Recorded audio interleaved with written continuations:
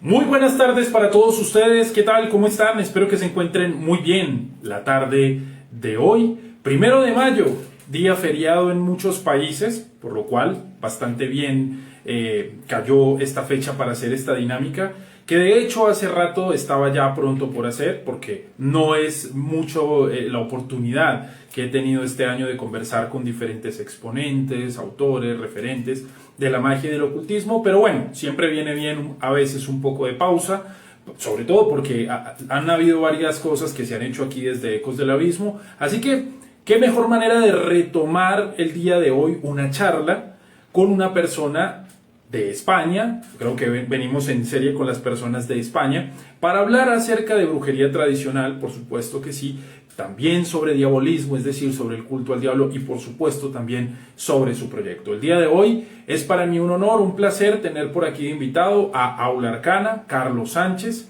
una persona que ya en pocos momentos nos estará acompañando por aquí, que se ha dedicado durante varios años a estudiar, pero también a brindar todo un espacio para la formación justamente en la magia y en el ocultismo. De tal manera que la charla de hoy verdaderamente promete ser muy interesante. Ustedes saben que mi postura particular es el sendero de la mano izquierda, sin embargo, no todas las personas que están dentro de Magic, que están haciendo proyectos y demás, pues tienen esta aproximación. No obstante, que eso no nos impida poder disfrutar de su conocimiento, de lo que tienen para aportarnos y para contarnos. Así que, sin más preámbulos, por aquí voy a enviarle la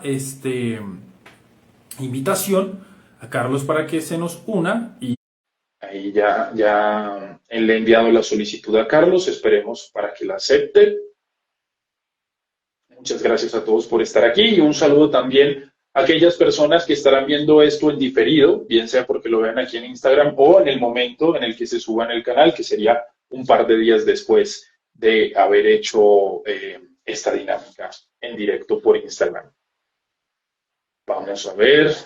Carlos, no sé si ya estás de pronto por ahí. Dice, no veo la solicitud. Oh, mira que ya te la envié. No me deja volverla a enviar. ¿Será que puedes revisar, por favor? Estos temas técnicos siempre son un poco engorrosos, así que les pedimos un poco de paciencia mientras podemos establecer la conexión.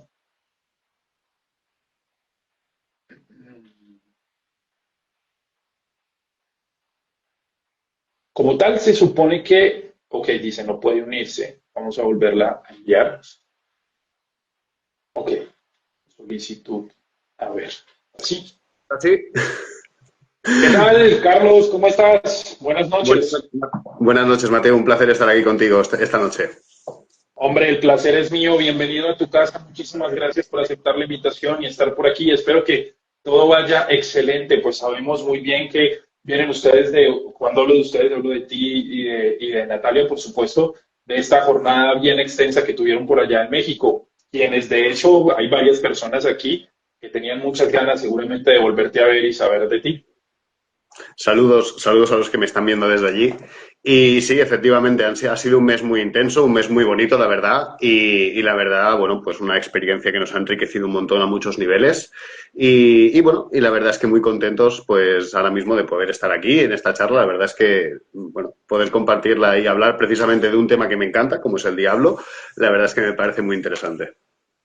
Qué bueno, Carlos. Claro que sí. De hecho, un comentario y aparte, yo se los comenté a ustedes en su momento. México es un lugar espectacular, la gente es una calidad enorme, o sea, es un cariño gigante que aunque no te conozcan o aunque nunca hayan estado contigo, te quieren desde invitar a una cerveza hasta una foto, a conversar contigo, preguntarte cosas. Entonces, la verdad es un lugar del que uno se enamora, Tal definitivamente. cual. Pero bueno. Dejando esos aspectos de lado, pues hombre, aunque ya hice una presentación muy somera, me gustaría, por favor, que de tu propia voz, de tu propia palabra, te puedas presentar, contarle a la gente quién eres tú, qué es Aula Arcana, como para que empecemos con esta charla del día de hoy.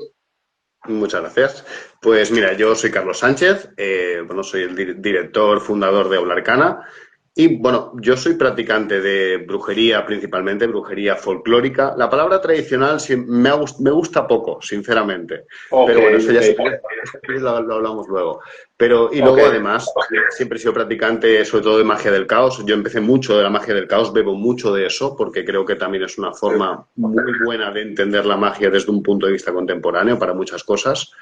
Y bueno, y la verdad es que yo tengo una trayectoria, yo empecé en el paganismo, yo estuve colaborando hace mucho tiempo ya con la Pagan Federation, luego hice el programa de radio junto con Laura Leonard, Baelia, de Encrucijada Pagana. Estuvimos allí en 3 temporadas, no recuerdo mal, y la verdad es que fue un proceso de aprendizaje y de crecimiento súper chulo. Y luego, además, bueno, he estado practicando brujería, bueno, y he llegado hasta en 2020, cuando fundo Aula Arcana, que es un proyecto en el que busco pues poder enseñar lo que pocos enseñan, precisamente, ¿no? El hecho de poder transmitir, como a mí me gustaría que me enseñaran, precisamente temas como pueden ser necromancia, demonología, bueno, desde temas más sendero mano izquierdo hasta otros que no lo son tanto, pero bueno, buscar una enseñanza esotérica pues diferente y un poquito más de calidad. Y nada, y la verdad es que pues estoy muy feliz hasta donde me ha llevado el proyecto, gracias a todos los que tengan que estar implicado en ello. Y bueno, y la verdad es que no sé qué decir de mí, me cuesta hablar de mí. Si quieres ya me vas sacando cosas. Por supuesto que sí. Hombre, ya que lo has puesto sobre la mesa, primero que nada, mi excusi por haber colocado brujería tradicional y diabolismo, porque la verdad No no problema. sabía que no estabas tan de acuerdo con eso. Pero si quieres empecemos por ahí, porque finalmente esto no es como una especie de entrevista que yo tenga guionizada, sino que, pues, hombre, es una conversación, es una charla también. Así que empecemos por ahí. Por qué no hablar de brujería tradicional y más bien hablar de brujería folclórica? ¿Cuáles son esas diferencias o elementos que te llevan a ello? Primero porque tradicional, la pregunta es, ¿qué tradición? Ok. Es que, ¿qué tradición? ¿De dónde? Es decir, cuando hablamos de brujería tradicional, en el momento en el que nace la etiqueta, ¿no? Para diferenciarse de la Wicca, son tradiciones. La tradición del Tualcaín, la tradición de la que sea, son en el fondo tradiciones que se intentan despegar de eso. ¿Qué pasa? Yo no soy, no tengo ninguna tradición detrás de mí. Yo soy practicante de brujería de mi folclore, de mi tierra. Yo me inspiro en el folclore de mi tierra y en lo que me ofrece mi territorio a nivel también, vamos a decir, físico e inmediato, para hacer mi magia y mi contacto con el otro lado. Es decir, no hay una tradición más que la propia del propio pueblo, por así decirlo. Yo no voy a escarbar en una tradición hablando de una tradición esotérica primordial, porque puede que esté, yo no niego eso. Pero a nivel de etiqueta, creo que también es importante decir que no necesitas a nadie que te transmita una tradición. Los espíritus están allí y eres tú el que con el propio conocimiento de tu tierra puedes conocerlos también a ellos. Y no necesitas realmente ya que venga alguien con una tradición oculta a transmitirte un saber. No, eso está presente. Bueno, soy un poco, como ya te digo, anárquico como un buen mago del caos, así que por eso mismo creo que en Caótal. el fondo Sí, sí. todos podemos, de alguna manera, hasta cierto límite, porque cada uno luego tenemos nuestros límites, pero todos podemos acceder a ellos sin necesidad de una transmisión, porque eso es algo vivo. Y por eso prefiero folclórico, porque el folclore también es algo vivo. Y en ese aspecto es mi fuente de inspiración principal. De acuerdo, de acuerdo. Antes que nada, saludos para Jazz, para Ilva, que está por ahí, que te saluda y que nos saluda aquí. Hola Jazz, gracias por estar por aquí, por sacar un poco de tu tiempo. Y bueno, hey, a ver, si me lo permites, ¿no? Si me permites un poco andar en esto que estás diciendo, podría ser que cuando se habla de brujería tradicional, inmediatamente la gente lo que se refiere o a lo que se refiere es a los aspectos tal vez de Inglaterra, no sé, porque pasa de repente que ¿no? Lo que se toma como brujería tradicional podría ser automáticamente libros referidos a la tradición de Cornwallis, Gran Bretaña, ¿no? Wicca, como bien lo dices, ¿no? Es que aquí ¿Crees creo que eso puede ser un problema? hay que abrir el melón realmente aquí del anglocentrismo en el tema, sobre todo de lo que es la brujería a nivel europeo. E incluso me atrevería a decir a nivel mundial en muchas cosas. ¿Qué pasa? Okay. Cuando sales del anglocentrismo, ¿no? Te das cuenta de que cada pueblo, cada nación, cada territorio ha manifestado una forma de espiritualidad que de alguna manera está conectada con ese otro lado que, vamos a decir, no tiene que ver necesariamente con las religiones principales. ¿Qué pasa? Estas formas de hechicería, de brujería, pues creo que cuando nos salimos de ese núcleo nos damos cuenta de que también muchas veces hemos tomado su modelo a seguir, ¿no? El de que hay unos iniciados y que tú tienes que estar iniciado. Y creo que precisamente cuando sales de ese modelo te das cuenta de que vamos, quitar romanticismo a la historia que nos han vendido también, porque claro, Okay. tú te puedes investigar cultos, cualquiera, me da igual, y todos son lícitos y todos me parecen maravillosos porque yo aprendo de ellos si puedo y espero en algún momento, o sea, que bueno, pues que todos podamos aprender de todos. Pero cuando tú te miras la Wicca garneriana, te miras el Robert Cochrane con el Tubal Caín, incluso el cultus Sabati, yo no puedo negar que tienen quizá algún tipo de tradición detrás, pero no puedo tampoco, bueno, pensar raro cuando curiosamente todos son iniciaciones de supuestas personas que no son comprobables ninguna. Es decir, en el fondo parece que te están vendiendo un poco de que siempre hay una señora mayor con conocimiento detrás y eso me da mucha rabia porque realmente, ¿qué pasa? No te puedes justificar por tu propia práctica, necesitas justificarte en base a lo que alguien te ha dicho. Es decir, yo creo que lo que más hace al practicante realmente válido es que tenga resultados con su práctica. O sea, que te legitime el hecho de que vengas de algún lado, mira, pues probablemente Gerald Gardner venga de el panorama esotérico de su época, venga con sus ideas de su época y puede que conociera algo de brujería, pero luego la Wicca la analizas y es lo que es. Y no pasa nada, es un mito fundacional, podemos verlo así, pero también creo que hay que romper una lanza y decir, oye, nos han vendido una historia de que son gente que hereda cosas que quizá hay que poner en duda también y no pasa nada. Es que en el fondo todos, o sea, tú analizas el clan del Tubal Caín y madre mía, eso tiene de brujería tradicional, pues, bueno, cuando quitas la parte de los ángeles, le quitas la parte de la masonería, le quitas la parte de un montón de simbología que se ha colado ahí, dices, ¿qué queda? Y es decir, y de esto que queda, ¿qué tenemos en la historia que podamos decir, ok, más allá de que tú me digas, es una transmisión oral? Lo siento, o sea, ya me da rabia ese anglocentrismo porque creo que se basa mucho en esta superioridad de a mí me han iniciado. Y ya es como, ok, aquí no hay vacas sagradas, como una vez tú me dijiste, me encantó esa expresión. Y la verdad es que creo que es importante romper una lanza porque creo que precisamente es la peor forma a veces de endiosar a gente que luego en el fondo pues es como tú y como yo. Y todo correcto, me parece de puta madre lo que haces, pero creo que es importante también a veces decir, oye, lo mío también tiene valor, independientemente de donde sea. De acuerdo, de acuerdo. Entonces, podríamos decir en ese orden de ideas que cuando hablamos de una brujería tradicional, eso es necesario dependiendo, digamos, como del contexto, ¿no? Y quizás para evitar justamente este debate es donde tú mencionas lo de brujería folclórica. Y nos has dejado claro que trabajas con tu folclore. Entonces, ahora permíteme preguntarte, ¿cuál es ese folclore? ¿Es el folclore de allí de España? Yo ¿Con qué en Cataluña en y en mi Cataluña? Ok. y busco inspirarme mucho en mi folclore catalán. De hecho, en mi práctica, como curiosidad, la gente no lo sabe porque es mi práctica más íntima, pero yo muchas veces hablo en catalán en mi propia práctica. Ok, Claro, porque es la lengua de mi tierra. Claro, ¿qué pasa? Yo busco en el folclore catalán y por lo tanto también en las ideas que hay tras el folclore, porque no olvidemos siempre que el folclore es en el fondo un compendio de símbolos.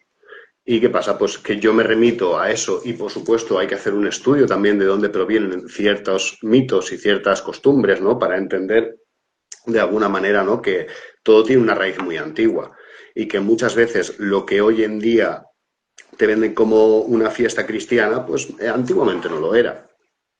Y no ok, significa que yo sí. sea cristiano.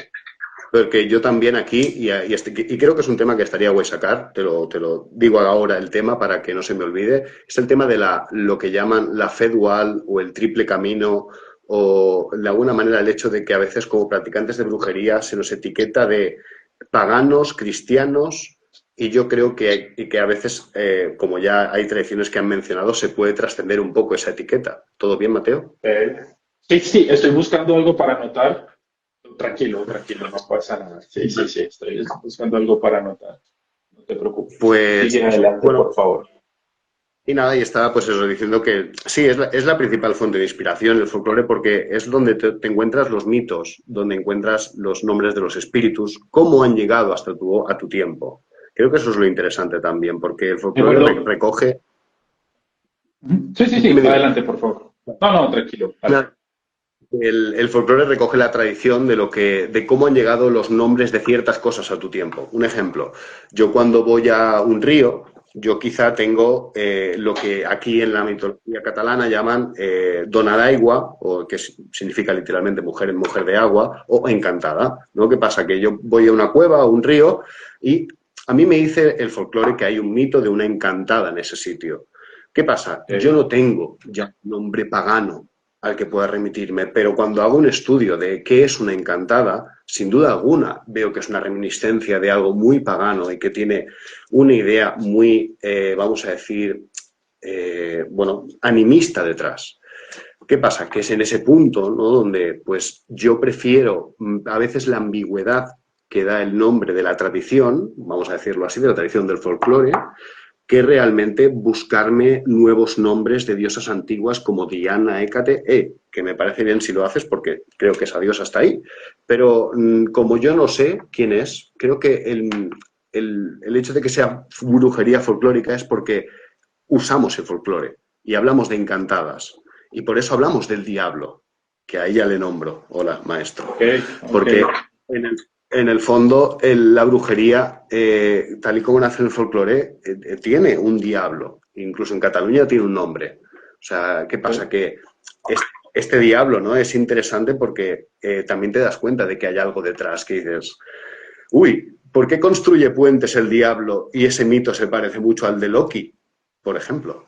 Dices, qué cosa más rara. ¿O por qué ese diablo se parece mucho en representación a otros espíritus de la naturaleza? ¿Por qué la representación del sábado parece la fiesta de unas vacantes en honor a Dionisos? De repente dices, anda, hay cosas ahí. Y esa es la fuente de inspiración en la que nosotros usamos como paradigma para dialogar con el territorio. De acuerdo, de acuerdo. Quería preguntarte una pequeña curiosidad, más que nada Por porque favor. hace poco hice justo un video sobre Gesenach, Walpurgis, que si quieres ahorita lo podemos hablar un poco justamente porque pues es una celebración, creencia, concepto muy europeo, ¿no? Es más que nada nacido allí en Europa y diría que parte de Asia si incluimos a Rusia en ese sentido. Mm, pero uno de los elementos que se veía justamente en el territorio español es el tema del euskera, el País Vasco, que imagino que estás súper empapado acerca del asunto. Entonces, me preguntaba con esto que comentabas, si con el catalán también sucedía lo mismo que con el euskera, al ser como una lengua muy, un dialecto, ¿no? Yo no sé si el catalán es directamente un lenguaje o es un dialecto, lo digo porque lo aprenden es ustedes allá, hasta donde entiendo, ¿no? Y lo hablas, si creces allí en Cataluña, lo aprendes es de esta manera, pero no es como tan común que alguien lo aprenda desde afuera y luego llegue allá, o me equivoco, puede que esté diciendo algo que sea completamente no No, o cierto. sea, el catalán es una lengua y aquí se Ok, enseña como lengua oficialmente, es una lengua y tiene, igual que el vasco, es otra lengua. Claro, ujú. no he entendido muy bien la pregunta de la relación con el vasco, pero es Ok, básico. lo que pasa es que recuerda que la Inquisición, cuando llegan los inquisidores, ellos aborrecen el euskera, porque dicen que es un idioma muy extraño, muy misterioso, ¿no? Y que de alguna manera es el lenguaje del diablo. Entonces, por eso te preguntaba un poco por lo que me venías comentando acerca de que tú mismo trabajas en catalán para tus prácticas y demás. Por eso dije como curiosidad si de pronto también había oído este conflicto idiomático de alguna forma. No de la misma manera que yo recuerde, no de la Ok, misma manera, pero porque claro, recordemos que el fenómeno de la caza de brujas en España, realmente el caso Zugarramurdi es el caso muy importante porque pone de alguna manera un punto y final a decir qué es esta locura que se está haciendo. En España, en comparación con otros países de Europa, no se cazan apenas brujas. Curiosamente, las regiones donde más se caza son Cataluña, donde yo vivo, Navarra, el País Vasco, si no recuerdo mal, y son zonas, ¿no? Y creo que Galicia, ahora estoy citando de memoria, puedo equivocarme, señores, ni que nadie me acribille. La cuestión es que son zonas donde España tiene una particularidad, que es que tiene muchos idiomas. Tiene el gallego, tiene el vasco, tiene el aranés, tiene el catalán, tiene un montón, o sea, incluso, y me olvido, ¿eh? ¿Qué pasa? Que en toda esta riqueza cultural es precisamente la franja norte donde hay más brujería. Pero con el caso vasco tiene una particularidad más bonita también en parte, que es que el vasco es realmente de las poquísimas, es que no quiero equivocarme, pero creo que es de las poquísimas lenguas no indoeuropeas, o sea, que aún viven en Europa. No es una lengua que venga del latín, o sea, es una lengua antiquísima. ¿Y qué pasa? Que esa lengua es tan antigua que precisamente no tiene nada que ver con lo que puedas entender. Bueno, si lo has oído ya lo sabes. Entonces, es precisamente no una lengua que, claro, entiendo que se asocia al diablo. Tú el catalán, si lo escuchas, más o menos puedes entenderlo. Hay gente que dice que se parece al francés, pero realmente el vasco no lo entiendo ni de broma. Es precioso, además, es un idioma muy bonito. Pero bueno, no hay ese choque. Realmente el caso de mi uso del catalán es mucho por respeto un poco al egregor de la tierra, vamos a decirlo así. Ok. Bueno, y si te parece bien, podrías contarnos un poco entonces sobre esas raíces de esa magia catalana o esa brujería catalana, es decir, de dónde de pronto ha bebido, cuáles han sido esas fuentes, si hay una especie de cosmovisión, si hay una especie de panteón, todo lo que nos quieras Interesante, comentar al respecto. porque claro, aquí voy a partir, quiero decir que esto es mi práctica. A la hora de beber del folclore hay que discernir fuentes. Por un lado, tenemos lo que es el folclore de la tradición popular en cuanto a costumbres. Por otro lado, tenemos la rama del folclore que tiene que ver con mitos, ¿vale? Mitos que aquí podríamos discernir incluso entre mitos de origen antiguo que relatan cuentos con un claro contenido simbólico o incluso cuentos o leyendas que son claramente pues infantiles, etcétera, que están ahí también, pero algunos también tienen cosas interesantes. ¿Qué pasa? Tenemos las costumbres, lo que se hace, lo que se piensa, ¿no? El mito, y luego tenemos, ahí ya viene, lo que se dice de las brujas. Claro, a partir de aquí, todo esto tenemos que irlo, vamos a decir, desgranando. Por un lado, a los mitos, ¿no? ¿Qué vas a ver? Pues tú por ejemplo, te haces un mapa mental y dices, ¿dónde yo vivo? ¿Qué hay? Hay montañas. ¿Quién hay en esas montañas según los mitos? ¿Qué costumbres se hacen? Y luego, en mi región, ¿qué se decía de las brujas? Claro, aquí es donde en lo que se dice de las brujas es lo interesante, porque a la hora de meternos como practicantes, primero hay que abrir el melón, de claramente decir, la brujería es algo que se practica de una manera activa en el sentido como la entendemos hoy en día, hace muy poco. Realmente la brujería sí que se ha practicado, pero probablemente no se ha entendido como brujería, porque realmente la brujería, cuando se crea como concepto, finales de la Edad Media, principios de la Edad Moderna, ¿vale? Era una cosa que básicamente era la adoración al diablo y señoras que se iban a hacer el mal. En esa idea están metidas ideas más antiguas, vestigios de chamanidad que están vigentes en Europa, como el caso de los Benandanti, o sea, por ejemplo, el caso por ejemplo, de Madonna Oriente, ¿no? Que son ejemplos muy interesantes de que hay una creencia y unas prácticas detrás. Pero lo que es la brujería, cuando nace como concepto, nace como algo satánico. Y es inevitable esa relación con el lado izquierdo, precisamente, ¿no? En esta práctica también. Bueno, pues, ¿qué pasa, no? Que cuando la brujería, ¿no? Tú la entiendes precisamente como esa acusación, nosotros, cuando nos ponemos a decir, ¿qué se decía de las brujas aquí? Tienes que verlo como desgranando qué hay de mito y qué hay de invención. Obviamente no hacemos ungüento con grasa de bebés, lo siento. No tenemos disposición de ese ingrediente. ¿Nos gustaría? Nunca lo diré. Pero por supuesto que no hacemos eso. Entonces, es que realmente no tiene sentido entender el mito del sábado, el mito de las reuniones de brujas, con toda la mitología que se crea alrededor como algo literal. Y digo esto porque ahí es donde voy a que se practica la brujería de una manera diferente hoy en día.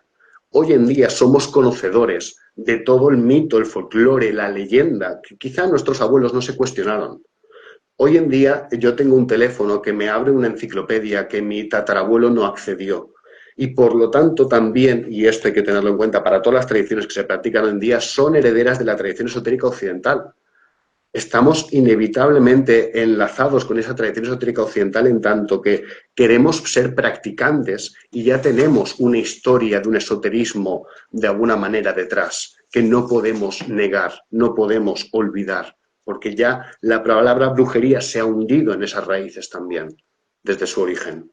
Entonces, creo que eso es lo interesante, ¿no? Que realmente estamos ahora mirando y desgranando el concepto del sábado, ya no como una simple idea diabolista, sino también como una idea de que hay cosas detrás que se pueden leer de muchas maneras. Ojo, y es lo interesante, no negamos la simbología diabolista en muchos casos, como es el mío, porque creo que es parte del egregor. Pero precisamente creo que es un egregor que, bueno, que tiene que estudiarse desde esa perspectiva para no caer precisamente en la idea, en mi caso, de que yo no soy satanista.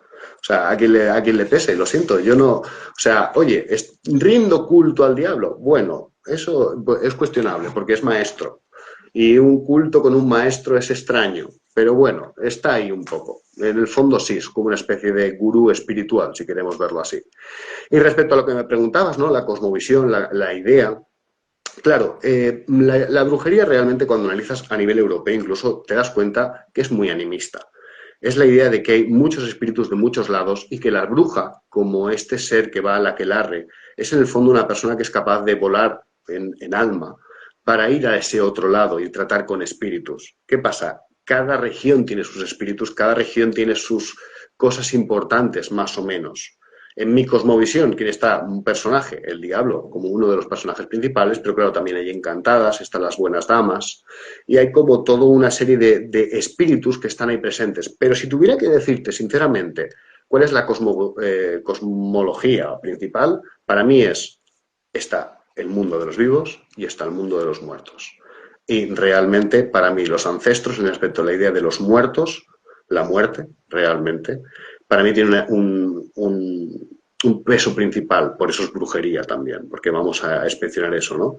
Pero tiene un peso principal porque para mí es realmente lo que hay. Está el mundo del otro lado, donde están todos ellos, y este mundo, donde también hay unos cuantos, pero a partir de aquí ya vamos metiendo personajes.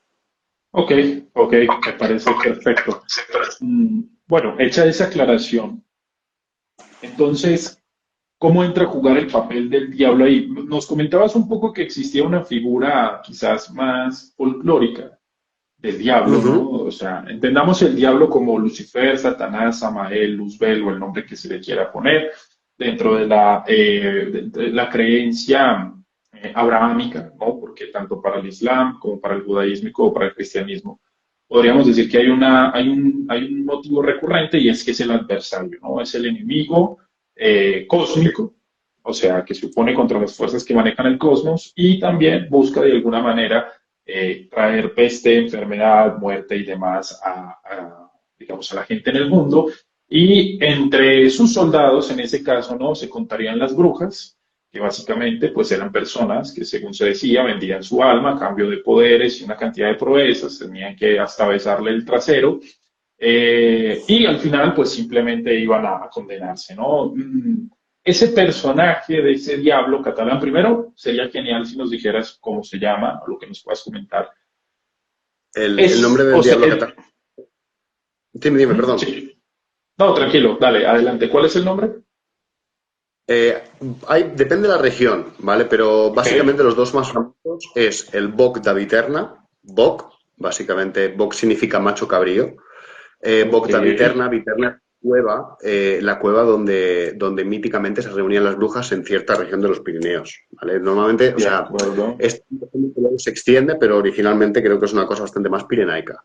¿Qué pasa? Luego, en otras regiones, también por ejemplo por aquí Cataluña Central, muy cerca de donde yo vivo, se le llama Bersabuc, que si te fijas se parece a Belcebú, pero es porque es una mezcla de Belcebú con la palabra buc, que es macho cabrío, boc. Entonces, Ok, precisamente se le nombra así, ¿no? Por esa representación. de acuerdo. Eso es interesante porque de alguna manera nos está ya mostrando como la mixtura que hay, ¿no? Entre las creencias propias del territorio e indudablemente la influencia que empieza a tener el cristianismo desde su idea del diablo, ¿no? Y eso es a lo que quería apuntar. Por supuesto, me imagino que el diablo, después de cuando llega toda la influencia cristiana, este diablo que estaba allí, pues empieza a ser justamente el macho cabrío, el presidente del sábado, ¿no? El que recoge recluta a las brujas, etcétera, etcétera. Pero antes de eso, ¿qué figura era? ¿Qué papel cumplía? Dentro de esa cosmovisión, ¿está esta idea Claro, maniqueísta también de lo abrahámico, del bien contra el mal? ¿O era más bien una idea de que representaba un aspecto, no sé, oscuro y había otro dios lumínico? ¿Cómo era un poco esa dialéctica ahí? claro, aquí hablando de la figura del diablo, tal como se conforma aquí, vamos a hablar principalmente de que la idea del diablo es una idea que viene de fuera. Y claro, cuando hay un ¿Ok? proceso de cristianización, la idea del diablo se va asociando poco a poco a lo que es antiguo y pagano.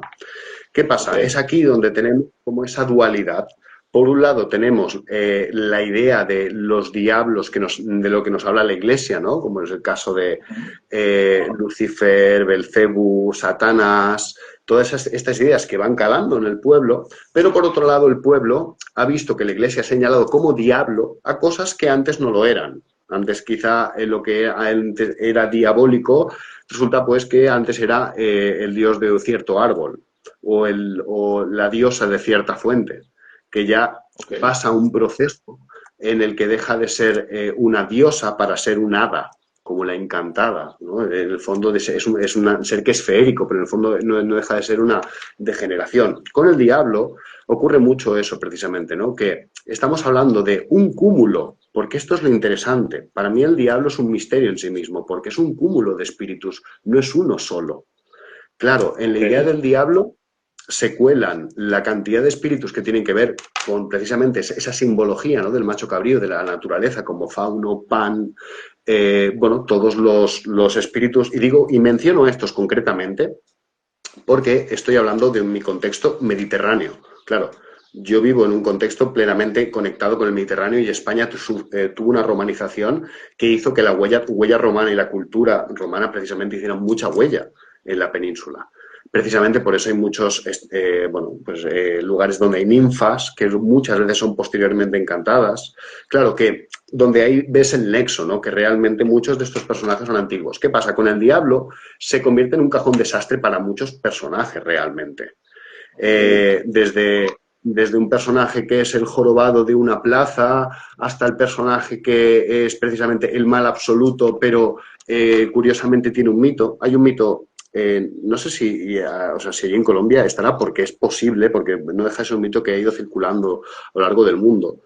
Pero hay un mito aquí en Cataluña y está en muchos lugares de España realmente, si no recuerdo mal, que es que hay una chica que tiene que ir a buscar agua cada día muy lejos, muy, muy lejos. Y entonces la cuestión es que esta chica va pues, a buscar ese agua, ¿no? A tomar por saco andando, y un día andando, ya volviendo muy cargada, muy cansada, dice, Dios mío, vendería mi alma al diablo si me construyera un acueducto que me llevara el agua de donde la saco a mi casa. ¿Y qué pasa? Que se aparece un señor de negro y le dice, ¿qué es lo que quieres? Dice, pues, el acueducto me parece bien. Si yo lo consigo antes de que el gallo cante, tú me darás tu alma. Y ella dice, eso es imposible, un acueducto es muy grande. Y dice, va, no me crees. Y dice, haz un pacto conmigo. Vale. Ella hace pacto con ese señor de negro y entonces ve que es el diablo. Y dice, oh Dios mío. Y entonces ella se da cuenta o sea, que el diablo empieza a construir el puente súper rápido. Claro, iba a avisar a su padre de papá, mira lo que he hecho. Y es entonces cuando el padre dice, no te preocupes, voy a coger un cubo de agua y se lo echan por encima al gallo y el gallo canta justo antes de que el diablo ponga la última piedra. ¿Qué pasa? Que esto es un mito que puede parecer muy tonto porque en el fondo está hablando de cómo se construyeron muchos puentes romanos. Este mito está cerca de donde dice que hay puentes romanos o acueductos romanos. ¿Qué ocurre? Que curiosamente ese mito, a nivel simbólico, está claramente emparentado con el mito de Loki y la construcción de la muralla de Asgard. Claro, en el momento en el que Loki es el que, cuando llega un gigante y les ofrece hacer una muralla a cambio de Freya, y Loki dice, no hay narices de hacerlo antes de esta fecha, y el otro dice que no, y ahí es donde empieza el que el otro con el caballo hace la muralla súper rápido, y precisamente es lo que hace que los dioses digan, Loki, sácanos de este apuro. Y precisamente es la astucia de Loki la que saca y evite que el gigante ponga la última piedra antes que el caballo se vaya a preñar a Loki, transformado en yegua. Y a partir de ahí nacen otros bienes, como Sleipnir y etcétera.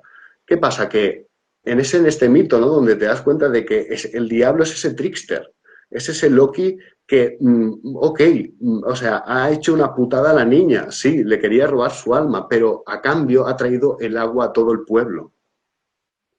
Claro, y es precisamente, ¿no?, donde en este, obviamente, ya muy cristianizado, muy deformado, vemos claramente que la idea del diablo en estas zonas, de aquí hablo de toda la península ibérica, realmente estamos hablando de un diablo que también no es solo el mal, es también el astuto. Y ahí es donde incluso a nivel peninsular entrarían las ideas de los diablos cojos, el diablo cojuelo, ¿no?, donde realmente el diablo siempre es el astuto, no es solo vamos a decir, el maligno. Y aquí quiero decir una cosa, hay que diferenciar mucho el puritanismo que ha habido en el resto de Europa, que el catolicismo no ha tenido.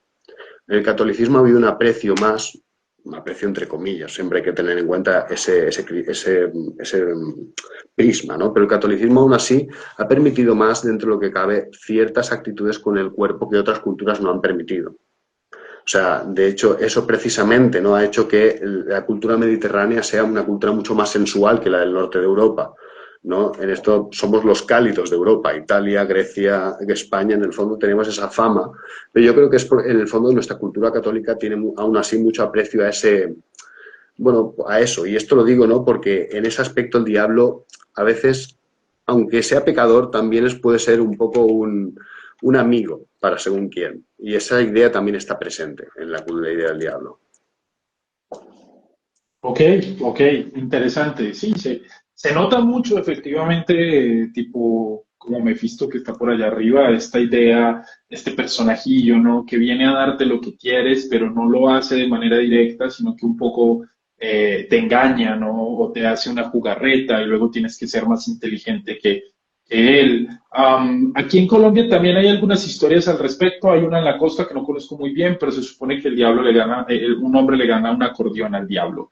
Y vemos que eso es un motivo recurrente, ¿no? Esta idea de personas que se encontraron con el diablo, ¿no? Yo tenía un profesor en la universidad que decía que la gente ya no se encuentra con el diablo porque estamos muy urbanizados. Entonces ya no hay que pasar el puente, ya no hay que ir por el campo y no sé, que la mente, entre otras cosas, empiece a jugar como con toda esa fantasía. Ya no sucede, ¿no? Aquí, por ejemplo, por mencionar un tema un poco más jocoso, han habido un par de historias de que el diablo se apareció en una discoteca, no sé cómo le llamen ustedes allá en España, un antro, así, Sí. y que cuando la chica estaba bailando y le mira los pies, son pezuñas y huele a azufre y no sé qué tantas cosas, y hay como varias historias así al respecto, ¿no? Pero entonces veo claramente que allí dentro de lo que nos estás diciendo, pues se conserva mucho esa idea europea, ¿no? Del trickster, del que juega, ¿no? Del que te quiere engañar, del que te seduce, ¿no? Porque finalmente, entre otras cosas, el diablo representa lo que nos encanta, ¿no? Lo que nos gusta y de lo que nos tenemos que privar porque es pecado, porque está mal, porque no está bien y demás, ¿no? Interesante. Me gustaría, si es posible, entonces, que nos hables un poco de cómo sería ese culto. O sea, te voy a dar un ejemplo. Algunas de las primeras Uh-huh. maneras de trabajar con el diablo, desde esta idea de lo inverso, como por ejemplo tomar la liturgia católica y hacerla a la inversa. era recitar el Paternoster al revés, ¿no? Coger el Paternoster en latín y recitarlo al revés, ¿no? Darle las vueltas en sentido contrario a una iglesia y cosas por el estilo. Este tipo de prácticas están presentes dentro de ese diabolismo, digámoslo así, por ejemplo, de tu territorio, de este folclore, o cómo sería ese acercamiento, cómo se daría esa parte. Sí, por supuesto. O sea, dentro de lo que es la práctica de la brujería, vas a ver un gato, ya no verás al gato.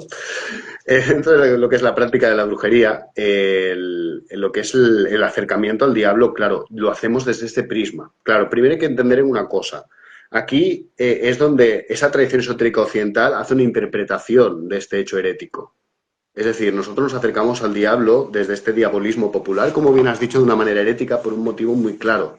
Es decir, estamos diciendo, lo divino no tiene forma.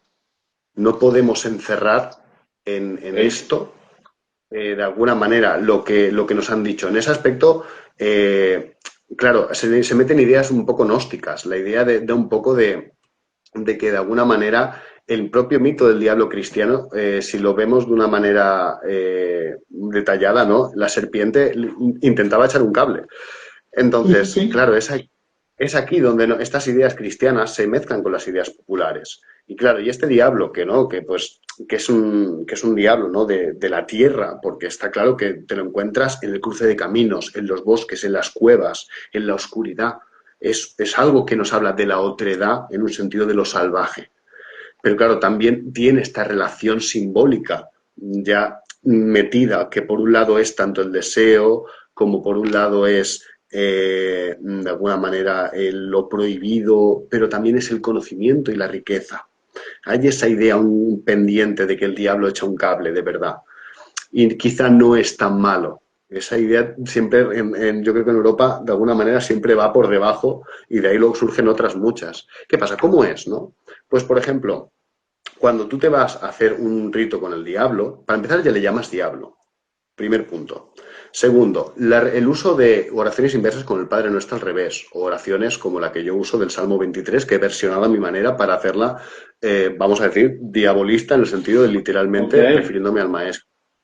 Claro, es ok. decir, para empezar, ya hay un uso de esa simbología, pero ¿por qué? Porque se llama de alguna manera el lado oscuro, de alguna manera, de la tradición, porque es lo que es el umbral que hay que cruzar para entender. Es decir, el otro lado es el otro lado de la muerte y los muertos. El que te va a ayudar a cruzar ese lado es un psicopompo muy antiguo. El diablo aquí es donde, de nivel simbólico, como dios del éxtasis, señor de los aquelarres, es también, por lo tanto, el que nos enseña en ese éxtasis a ir a ese otro lado. Y claro, cruzar ese umbral, desde el diabolismo, lo que buscamos es que entendamos que para cruzarla hay que romper los tabús y los límites que nos pone de alguna manera la sociedad. Ahora ya no somos tan cristianos, pero a nivel simbólico, ¿no? Esa corrupción de lo cristiano tiene que ver con el hecho de decir, no, este Dios no es el de verdad. No, el Dios de verdad está en los ríos, está en los valles, está en los montes, está en las aguas, en el cielo, en la tierra. Es decir, nosotros volvemos a ese animismo más primitivo para unirnos a ese todo. Pero decir, este Dios abrahámico no es verdadero, porque en el fondo solo intenta decirnos, yo veo el renacimiento en todo, no solo en un hijo de un Dios. Entonces, a partir de aquí tiene mucho esa idea gnóstica, incluso luciferina en algunos aspectos, ¿no? ¿Qué pasa? Que en todo ese aspecto, todo lo que es el Padre Nuestro invertido, las oraciones heréticas, se meten. Y sí que hay, por ejemplo, rituales que pueden intentar hacer esa misa, pero en el fondo una misa inversa para unirnos a los espíritus, ¿no? Pues a través del pan, el vino, consagrados. Y obviamente vino como la sangre, pero no la sangre de un Dios cristiano, sino la sangre de la tierra. Es el veneno del éxtasis, es el conductor del espíritu hacia el otro lado. Es la bebida sagrada de Dionisos antes que la de Cristo. Lo siento, Dionisos es el más viejo, gana Dionisos. Es el Dios que tiene que ver también con los misterios. Y ahí es donde la brujería, pues obviamente por herencia simbólica, podemos enlazarla quizá con otros misterios más antiguos. No digo que lo sea la brujería, pero sí que simbólicamente está enlazada. Y es inevitable hablar de los misterios báquicos, órficos, eleusis, etcétera, etcétera, que están ahí en la base del paganismo europeo. Y entonces, de alguna manera, pues, bueno, pues creo que es importante, ¿no?, que luego cuando tú haces ese ritual, ¿no?, con esas partes heréticas, entiendas que detrás de eso, en el fondo, hay una transgresión para acceder a todo eso. Y no es solo simplemente un jojo, qué malo soy. No, eso, de hecho, muchas veces es más herético en la palabra que en el acto. Porque si tú ves un altar mío, vas a ver un cráneo de cabra, una copa de vino y un trozo de pan. ¿Habré dibujado cosas en el suelo? Sí, quizá he puesto flores, quizá he puesto manzanas, alcohol, quizá he puesto, bueno, es que estoy pensando en o sea, por ejemplo, lo que, más o menos lo que podemos haber hecho hace poco en algún ritual, ¿no? Y en el fondo es una cosa que tú la ves y claramente de aspecto es muy rural. Por eso el folclórico, porque no vamos a hacer magia ceremonial, nos diferenciamos de eso. Pero inevitablemente en ese folclore hablamos de Almestra el diablo, hablamos de las encantadas y usamos oraciones heréticas y usamos símbolos que un cristiano no le vamos a caer bien. Y si quieres ahora hablamos del tema de la fe, porque creo que es interesante, pero a un pagano tampoco le voy a caer bien, no pasa nada, no me El importa. tema de la fe dual, sí, aquí lo tengo anotado, no te preocupes, te lo voy a preguntar en su momento. Sí, Pues sí, eso, sí. y básicamente es eso. Sí que hay uso de ese tipo de cosas porque en el fondo forman parte del egregor, de la brujería del territorio en el aspecto. Ojo, yo entiendo a la gente que no quiere usarlas y usa otras cosas, a tope con eso, pero en mi caso, como fuente de folclore, cuando vas a la idea de la bruja catalana, es una bruja que es amiga del diablo. Ok, ok. Excelente. Y justo hablando de un elemento que has mencionado en ya varias oportunidades, que es esta idea del aquelarre o del sábado, y aprovechando, ¿no?, que justo acabamos de pasar una de las fechas que tiene como este símbolo icónico, ¿no?, como lo es la noche de Walpurgis o Hesennacht, desde una perspectiva más germánica. Es básicamente esta idea de que las brujas se reúnen por allá en una montaña pelada o calva, como diría Musogotsky, escarpada, ¿no? Tipo las montañas de Brocken, en Harz, allá en Alemania y demás. A mí, mira, yo te tengo que decir aquí, yo soy una mezcla de las dos cosas. A mí me gusta tanto la brujería por la cercanía que tiene justamente con estos elementos más rurales, más rústicos, diría yo, ¿no? Un poco eso. Y también soy hijo de la magia ceremonial, diría yo. O sea, o he bebido mucho, me he empapado mucho de eso y trato de hacer como un mix. Hace unos pares de años, cuando yo decía, bueno, ok, el sábado es una experiencia que de alguna manera todos hemos vivido de forma onírica, o sea, puede ser un motivo recurrente, esa idea de encontrarse en una mesa con personas vestidas de negro o directamente con una hoguera en medio y tienes esta experiencia independiente de si estás sugestionado por ella o no, por eso digo que es un motivo recurrente. Pero me preguntaba yo decía, bueno, ¿cómo llegar a generar esa experiencia sabática, ese vuelo? La respuesta más corta muchas veces es el ungüento, ¿no? Porque pues el ungüento, si tiene las plantas que tienen estos psicotrópicos, estos psicoactivos, pues te van a hacer volar la cabeza, ¿no? Si tú has experimentado con el camino verde, sí, sí, sí, ahí voy, déjame, ya lo Déjame termino. decir una cosa, Es porque pobre, exacto. pobre Va, ungüento, Sabati. ok, ok. ¿Vas a decir algo? Bueno, sí, sí, simplemente decir que, o sea, quiero quitar el mito de que el ungüento coloca, entendiendo como que lo que entendemos por colocarnos. No funciona así, porque de hecho, ahora si quieres hablo con mi experiencia de eso, no hay ningún problema, para mí, pero realmente no es una cosa que te haga que se te vaya la mente en el sentido que entendemos como alucinar de la manera clásica, ni, no, no funciona de esa manera. Lo digo porque el vuelo tiene mucho más que ver con dormir que con el ungüento mismo. Pues sí que tiene que ver, pero realmente el eje para mí de la práctica realmente es el sueño, que realmente eso es lo que realmente te conecta más, creo yo, de manera cercana. ¿Qué pasa? El ungüento, ahí es donde tiene como varios usos, pero no te corto más y continúa, por favor. Ahora No hay hablamos, ningún luego lo problema. Claro, entonces la respuesta corta es esa, quienes hemos experimentado un poquito por ahí, por esa vía verde, sino que esos temas no se pueden hablar mucho a veces porque ya sabes, tema algoritmo todavía es muy tabú hablar de ese asunto, ¿no? Pero tú no puedes controlar el viaje.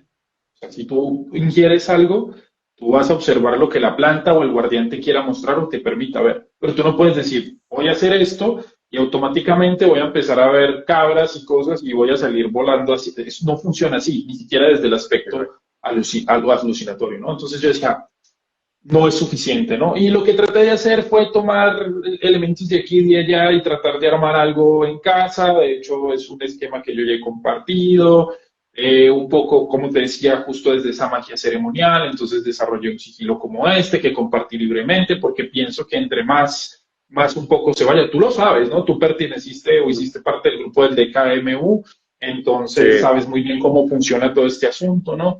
Para precisamente crear esa tradición, porque si hablamos de lo tradicional, en este momento no hay una tradición, hay una propiedad privada de cada autor, donde cada autor te propone una cosa, pero ojo, porque es mi sigilo o es mi llamado, no lo pueden utilizar los demás o no se puede hacer abiertamente. Entonces, yo pienso que esa es una de las cosas que limita mucho que podamos hablar de la construcción de una tradición al día de hoy. Hay unos actores privados que tienen sus obras, lógicamente, y que pretenden es que la gente lo haga, pero hay un poco como de burocracia ahí, diría yo, ¿no?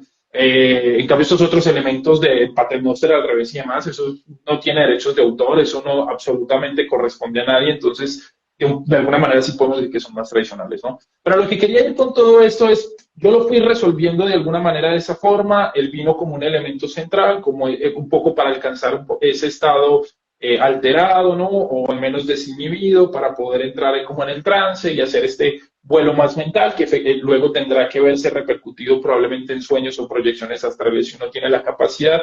Pero permítame preguntarte, cómo lo has resuelto tú o cómo lo han resuelto ustedes o cómo se ha resuelto a través de las prácticas folclóricas? Es decir, han tratado de hacer una recreación literal del sábado, de que vamos a ponernos todos de acuerdo y vamos a alquilar una cabaña y vamos a empelotarnos y a poner un fuego central y alguien va a ser del diablo, o ha sido más desde la praxis individual y esa parte onírica justamente. O sea, aquí tiene dos vías. Claro, cuando hablamos de brujería, el mito, la bruja vuela al sábado después de untarse esas cosas, dice unas palabras y vuela. ¿Qué pasa? Ese vuelo simbólicamente nos habla de una idea de la creencia de cuando ciertas mujeres decían que volaban con ciertos espíritus. Claro, esa idea es una idea de un vestigio de la creencia de que hay un alma que vuela. Pero ¿cuándo vuela? ¿Cuándo explican esas señoras que van en espíritu? Durmiendo.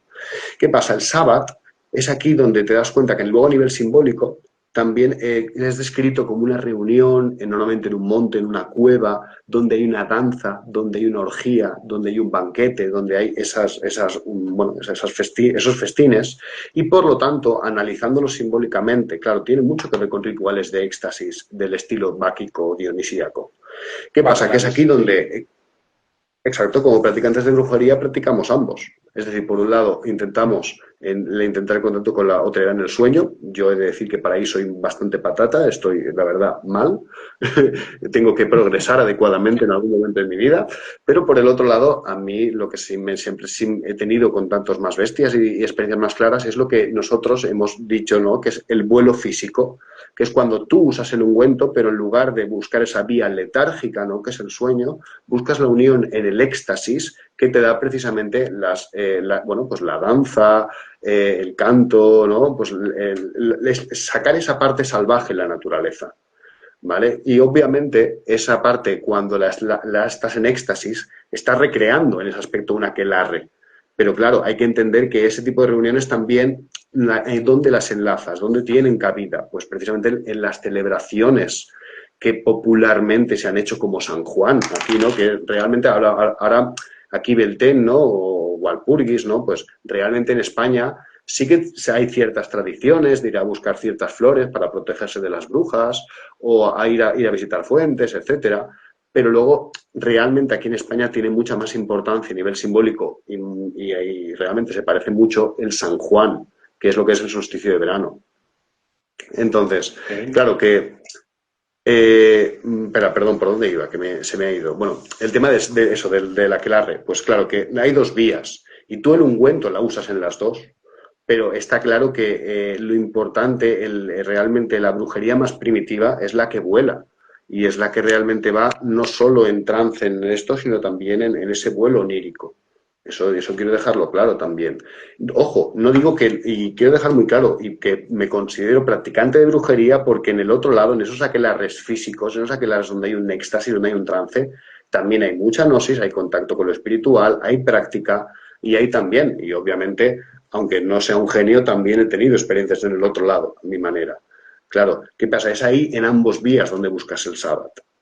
¿Y qué pasa? Que obviamente te das cuenta de muchas veces de que los límites tampoco están claros. Porque a veces, por ejemplo, en un sábado de estos de aquelarres, ¿no? Donde acabas de bailar y el éxtasis te ha tumbado al suelo cansado, cierras los ojos y de repente te das cuenta que has ido al otro lado. Se unen ambos mundos. Porque claro, aquí también hay que volver un poco a esa idea más pagana antigua, ¿no? De que lo físico, y creo que el Sendero de la Mano Izquierda me cae muy bien porque recupera mucho esto, lo físico es importante porque también es sagrado. Y eso creo que también es algo importante a revalorar para no despreciar precisamente una fiesta porque tenga danza, sexo o lo que tenga que tener. De acuerdo, entiendo. Entonces, lo haces desde la comodidad de tu casa, no hay encuentro, o sea, no tratan de hacer una recreación física. Hay las dos. O sea, sí que Ok. hacemos rituales en grupo, sí que hacemos rituales con danza y esto, pero por otro lado también está la práctica en casa, que es la más Ok. común realmente. Ujú. Exacto. Ok, ok, de acuerdo. Hay algo que acabas de mencionar que me parece que podemos tocar en este momento y esto decías, y lo he visto en algunos perfiles que sigo también de gente que está en la parte de la magia, pero un poco más desde ese lado pagano, ¿no? No desde el lado tan siniestro, sino más desde estas celebraciones tipo esta rueda celta y demás. Hablan de las flores. Tú ahorita mencionabas, hay algunas tradiciones de recoger flores para evitar las brujas, ¿cierto? Sabemos muy bien que hoy en día los que nos dedicamos a esto no estamos interesados en ir a maldecir al vecino solo porque sí, ¿verdad? Pero aún así, entonces la gente considera que debe de protegerse de espíritus. Aquí te hago una pregunta y es, ¿crees que existan dos tipos de brujas? Es decir, la bruja física o el brujo físico, quizás como lo que hacemos nosotros, y más como lo que vendría a ser en la parte sueca, por ejemplo, el troll, es decir, esa bruja sobrenatural que es como ese espíritu dañino, destructor, o que trata como de entrar en tu hogar y perturbarte, no sé, con pesadillas o trayendo la enfermedad y demás. ¿Sí? ¿Cómo lo ves tú? Sí, por supuesto. De hecho, o sea, en catalán las brujas originalmente eran espíritus realmente, o igual que, bueno, igual que en el resto de la península e incluso de Europa. De hecho, todo en el fondo tiene un origen mítico en la figura de la Strix, por ejemplo. La idea Ok, de esta ser que normalmente tiene forma de lechuza o de búho, que va por las noches, ¿no? A devorar a los niños, a comérselos y a precisamente, ¿no? A hacer daño. ¿Qué pasa? Esta idea luego, pues en el fondo se convierte en esos espíritus nocturnos del mal. Y la bruja, entendiendo como que ese ser también existe. Claro, el practicante de brujería, en el fondo, ahí es donde tiene esa parte más siniestra que tiene que entender. Que claro, te unes a la muerte, te unes a los espíritus de la muerte, estás seguro de lo que quieres. Claro, no todos van a seguir ese camino, pero claro, dentro de la brujería también está esa opción de que, claro, como brujo, cuando te unes al otro lado, hay un otro lado que son las buenas damas, que son las señoras de la fertilidad y la abundancia. Claro, y esos, las señoras que decían que volaban iban con ellas. Pero claro, luego también se dijo que había señoras que iban con las brujas.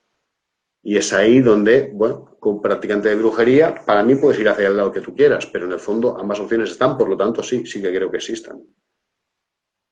ok, ya que has empezado a hablar un poco de ese tema de propósitos, tal vez como tú tienes mi libro y tal vez has escuchado algunas cosas que yo he hablado, digamos que una parte del sendero de la mano izquierda tiene como este componente espiritual en un sentido más metafísico, que analiza todo este tema de la metapsicosis, es decir, de la transmigración del alma y demás, ¿no? Y algunos estamos empeñados en esta idea de volver a un estado de nulidad o de caos o de vacío. Se entra un poco en ese existencialismo de que la creación es una porquería y no vale, no tiene sentido y estamos quedando en una rueda y estamos encarcelados, ¿no?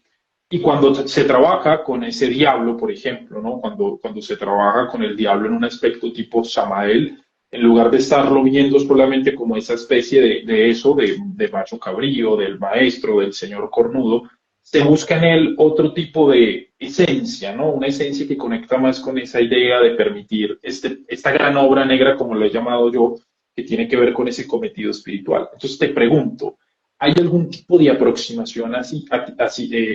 ¿O tú cómo lo llevas? ¿O no piensas en este asunto? Lo digo también porque sé que tienes unos tintes de la magia del caos, y la magia del caos, como buena expresión de la posmodernidad, dice, ni pensemos en eso, no es necesario, nada es verdad, todo está permitido y demás. Pero sí me gustaría conocer un poco esa postura tuya, por lo menos frente a eso.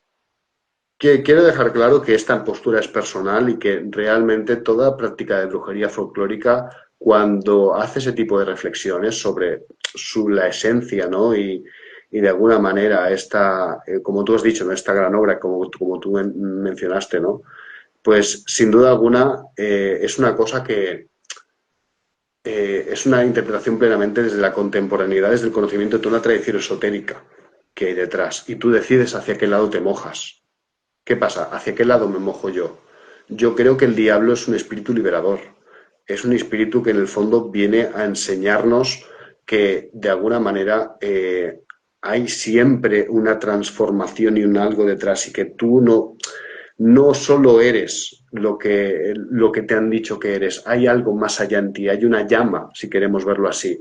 En este aspecto, yo creo que soy un poco órfico, ¿no? En el sentido de que creo que está una naturaleza titánica y una naturaleza dionisíaca, ¿no? Que en el fondo es esa llama del maestro, que es esa parte un poco gnóstico también, ¿no? En el sentido de que tenemos una parte divina que realmente puede salir de aquí y realmente puede, ojo, y no, yo no soy necesariamente vuelta a ese, yo quizá no pienso tanto en un regreso a un caos primigenio, porque yo creo que ya estamos en el caos primigenio, solo hay que dejarse llevar por él. Entonces, claro, en el fondo es unirme a esos ciclos de vida y muerte, es decir, unirme a la naturaleza, es decir, para mí la civilización en parte, también soy un poco, en este aspecto, un poco prometeico, ¿no? Creo que la civilización en parte eh, está bien, pero en el fondo es una trampa también de nuestra propia divinidad. Es decir, que el retorno a lo salvaje es de alguna manera se renuncia a esa parte, ¿no? Donde a veces dices, no necesitamos decir tantas cosas, ¿no? Yo voy a la naturaleza a ver a esos espíritus. Y renunciar en parte, ¿no? A todo eso tiene que ver un poco, ¿no? Con ese retorno a lo salvaje, donde yo creo que es cuando nos unimos de nuevo a esos ciclos de la vida y de la muerte de una manera más primitiva, yo creo que hay una liberación en ello. Pero claro, también entiendo, y esto de que ese diablo lo que me está haciendo constantemente es enseñarme a ir de un lado a otro, porque el brujo no es como el chamán, no sirve a la comunidad.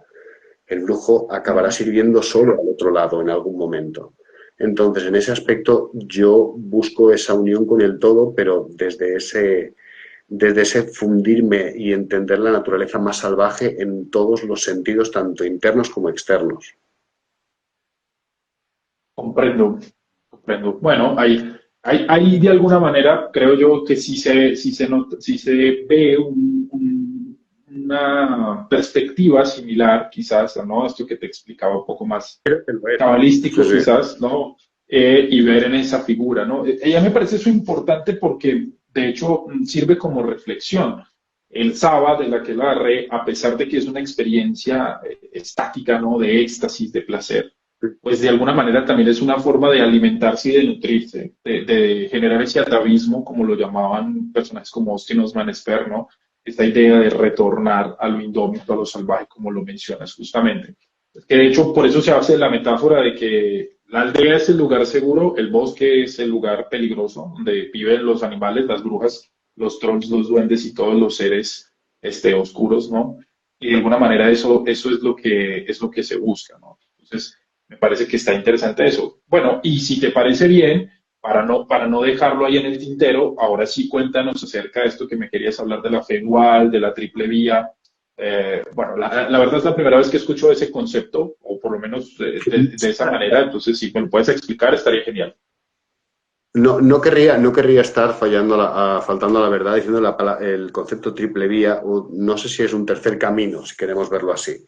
¿vale? Pero eso de la cual sí que lo he leído, y precisamente es el tema de que como practicantes de brujería no entramos en una idea católica, no somos católicos. Yo no creo en Jesús, yo soy apóstata, de hecho, y yo, bueno, pues no renuncio a esa fe porque no me representa. Pero, ¿qué pasa? Bebo de su simbolismo, bebo de sus ideas, porque está en mi cultura.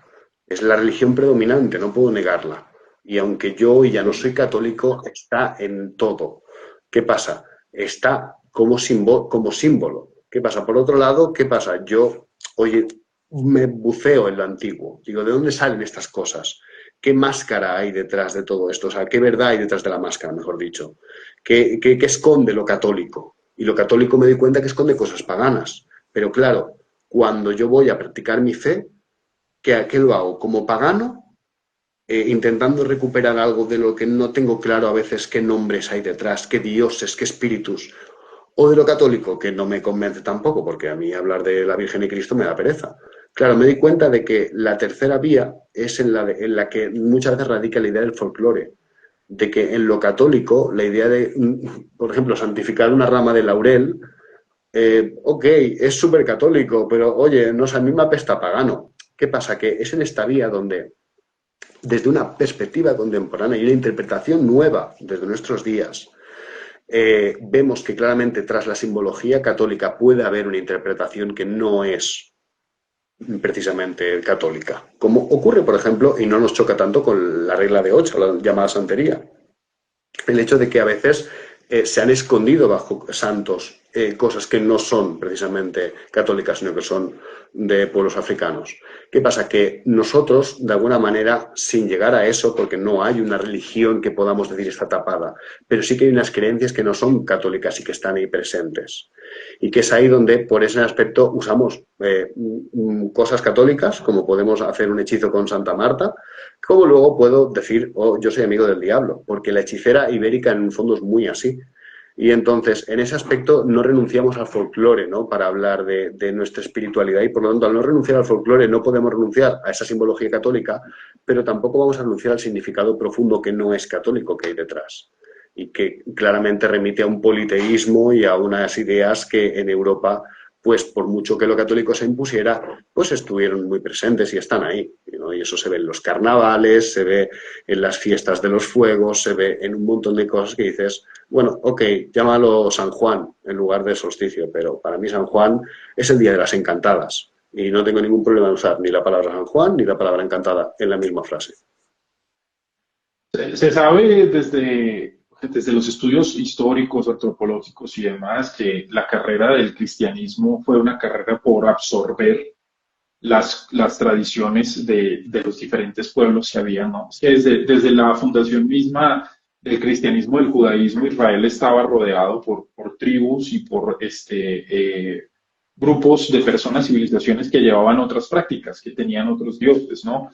A mí, digamos que para mí el tema se resume en que básicamente la religión es un instrumento político que sirve para generar una dominación y aglomerarlo todo bajo un mismo espectro, ¿no? Tal como lo dices, pues no en vano acabamos de pasar que Semana Santa. Y yo vi que en España todavía hay muchos lugares donde la gente se pelea por llevar el Cristo y tal, y no sé qué, y salir.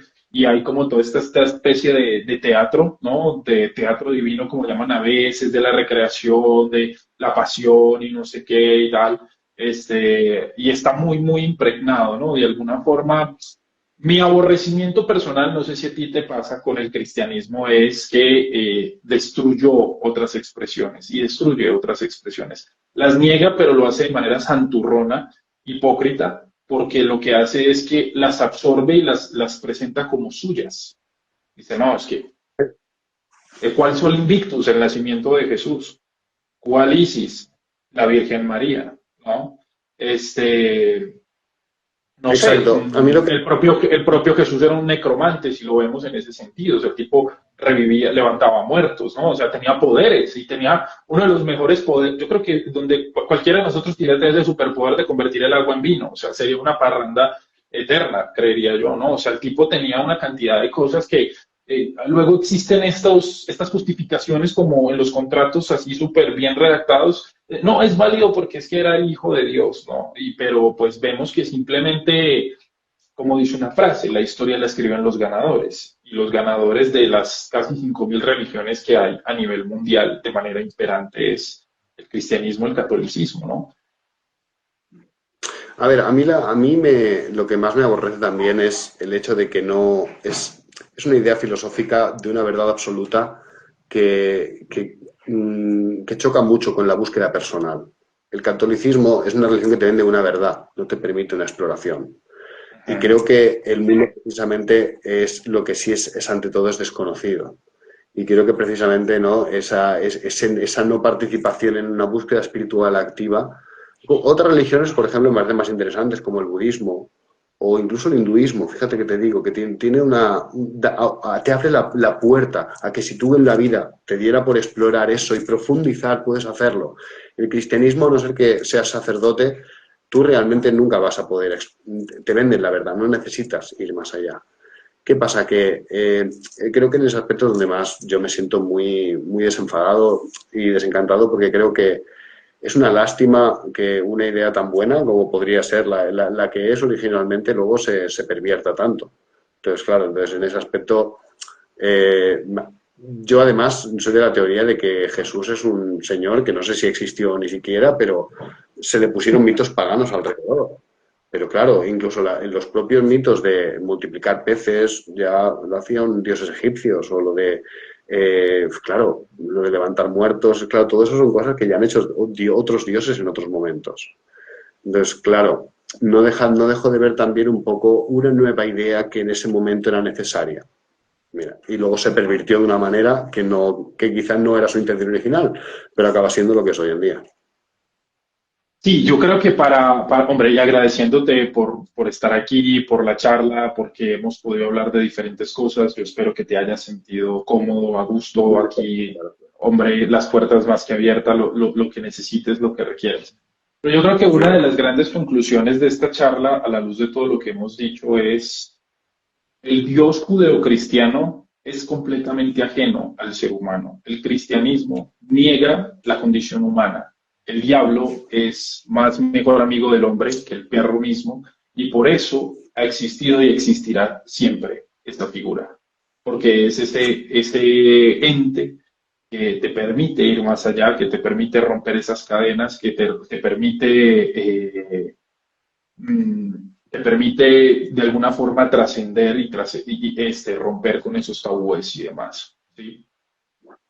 Claro, el diablo para mí también lo que tiene mucho es que como otros santos populares a veces, es que acepta al más desesperado, acepta a cualquiera. Da igual lo malo que haya sido, lo terrible que tengas, eres bienvenido por él. Y eso no solo es un consuelo a nivel personal, en el sentido de que mucha gente se sentiría como, oh, qué bien, sino que luego también, ¿no? Creo que el diablo lo que tiene es que precisamente cruza fronteras, cosa que el diablo cristiano no hace. El Dios cristiano, el diablo cristiano que he dicho.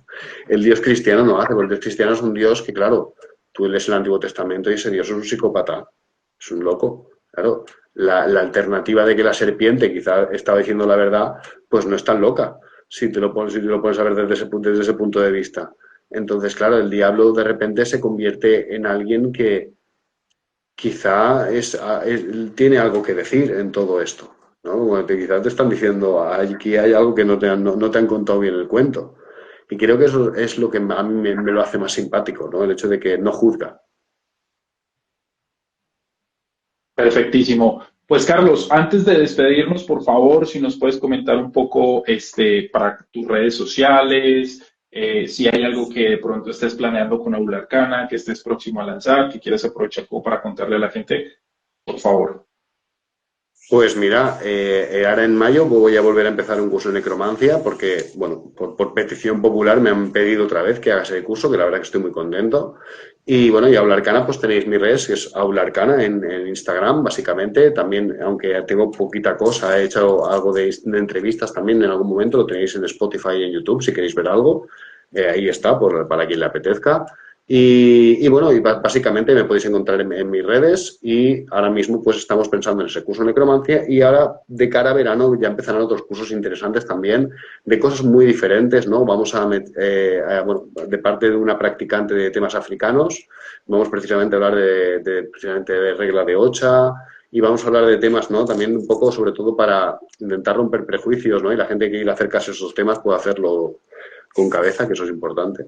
Y nada, y sí, bueno, la verdad es que vamos a empezar a hacer cositas así en abierto y llegarán novedades en pronto, pero no quiero decir nada. No quiero decir nada Ok. porque hasta que no se anuncie por ambas partes no podemos decir nada. Pero aparte de eso, pues nada, Aula Arcana, chicos, muchísimas gracias. Y la verdad, Mateo, ha sido un gustazo estar contigo. Es un placer tener esta conversación y que me he estado súper bien.